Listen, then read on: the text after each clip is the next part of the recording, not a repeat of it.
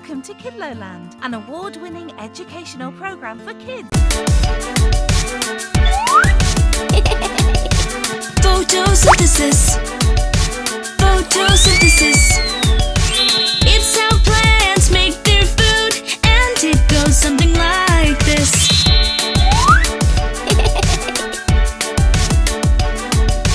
Plants absorb light from the sun with the help of chlorophyll. Chlorophyll is found in plants. It is what makes them so green.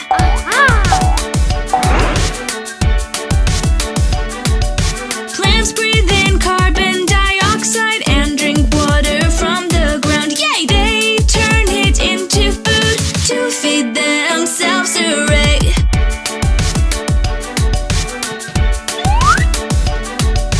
Plants give out oxygen that we as humans need to breathe.